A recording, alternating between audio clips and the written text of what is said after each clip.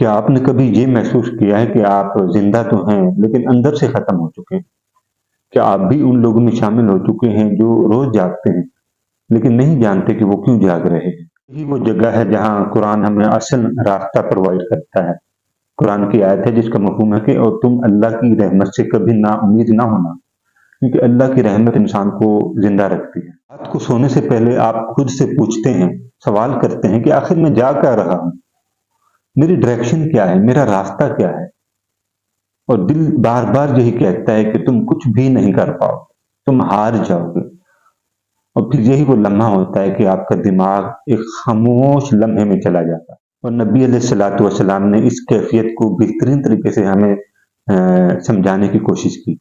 حدیث شریف ہے، نبی علیہ الصلوۃ والسلام فرماتے ہیں کہ طاقتور مومن اللہ تعالیٰ کو کمزور مومن سے زیادہ محبوب ہے۔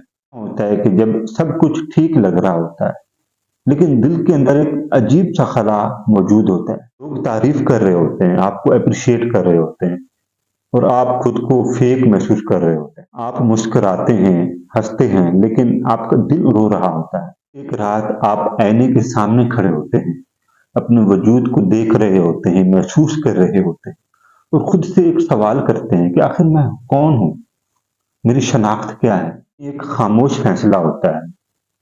انسان سوچتا ہے کہ اب مجھے خود کو دوبارہ تلاش کرنا ہے۔ چھوٹے قدم اور خاموش تبدیلیاں، اور پھر ایک دن آہستہ آہستہ روشنی واپس آنا شروع ہو جاتی ہے۔ انسان اپنے آپ کو تلاش کرنا شروع کر دیتا ہے، کیونکہ کھو جانا ختم ہونا نہیں ہوتا۔ کبھی کبھی کھو جانا خود کو پانے کا آغاز بھی ہوتا ہے۔ مقصد کو کھو دیتے ہیں تو دماغ خود بخود نیگیٹو سوچنے لگتا ہے، اور آپ کا مسئلہ کمزوری نہیں بلکہ ڈائریکشن کا نہ ہونا ہے۔ اور قرآن کا ریفرنس ہے، قرآن کی آیت ہے کہ ان اللہ مع الصابرین، بے شک اللہ تعالیٰ تو صبر کرنے والوں کے ساتھ ہے۔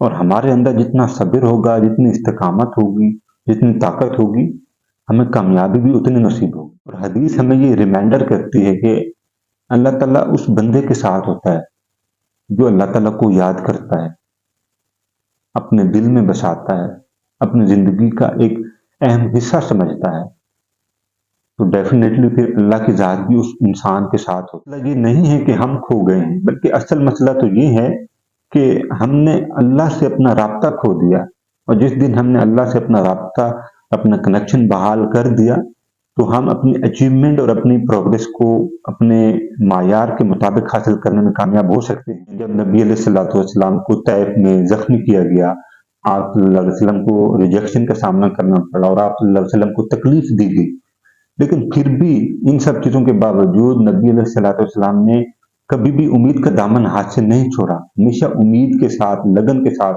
اپنا کام اور اپنی محنت کو جاری رکھتے ہیں۔ آپ واقعی میں بدلنا چاہتے ہیں یا صرف اس درد کے، اس تکلیف کے، اس غم کے عادی ہو چکے ہیں؟ سوال یہ نہیں ہے کہ مسئلہ کیا ہے، سوال یہ ہے کہ ہم خود کو کیسے بدلیں۔ اصول ہیں جو میں آپ کو بتاؤں گا، یہ آپ کو، آپ کی زندگی کو بدل سکتے ہیں۔ پہلے نمبر پر 5 منٹ اپنے اللہ سے دعا میں باتیں کریں۔ یہ وہ اصول ہے جو آپ کو روحانی اور قلبی سکون بھی دے گا اور آپ کی زندگی میں ایک پازیٹیو چینج لائے گا۔ دوسرے نمبر پر نیگیٹو لوگوں سے دور رہیں جو ہمیشہ آپ کو نیگیٹو فیل کریں، آپ کی کامیابیوں پر، آپ کے ایکشن پر ہمیشہ کامنٹس کرتے ہیں، ان لوگوں سے دور رہیں۔ تیسرے نمبر پر آپ کا ایک مقصد ہونا چاہیے۔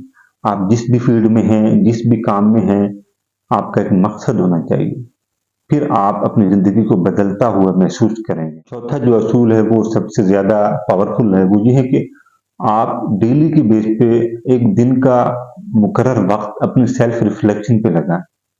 اور یہ وہ اصول ہے جو آپ کو نہ صرف جسمانی طور پہ بہتر بنائے گا بلکہ آپ کی روحانی اور اندرونی اور بیرونی کیفیت کو بھی ایک پاورفل پرسنالٹی کے طور پر شو آف کروائے گا۔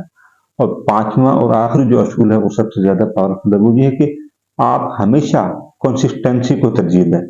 جس بھی کام میں ہیں آپ کی کنسسٹنسی ہونی چاہیے۔ پھر تاریخ اٹھا کے دیکھ لیں، آپ جس کام میں کنسسٹنسی کے ساتھ آگے بڑھتے ہیں وہی آپ کی پہچان بنتی ہے۔ عام طالب علم جس کے پاس کوئی خاص ٹیلنٹ نہیں تھا، اس نے اپنی زندگی کو چینج کرنے کی کوشش کی، ان اصولوں پر عمل کرنے کی کوشش کی، اور ایگزٹ 1 سال کے بعد اس نے اپنے آپ کو اپنی پرسنالٹی کو گروم کیا، اپنی اسٹڈی کو گروم کیا.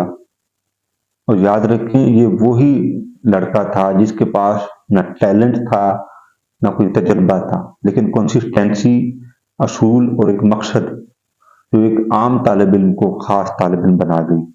یہ آپ بھی کر سکتے ہیں. آپ کا مسئلہ لائف نہیں بلکہ آپ کا مائنڈ سیٹ ہے. اور سورۃ بقرہ کی آیت ہے نا، اللہ تعالیٰ فرماتے ہیں کہ اللہ تعالیٰ کسی جان پر اس کی بساکت یعنی کہ اس کی طاقت سے زیادہ بوجھ نہیں ڈالتا. تو قرآن خود کہتا ہے کہ انسان کی جتنی کیپیسٹی ہوتی ہے اللہ تعالیٰ اتنا وزن دیتے ہیں، چاہے وہ کسی بھی شعبے سے ہو.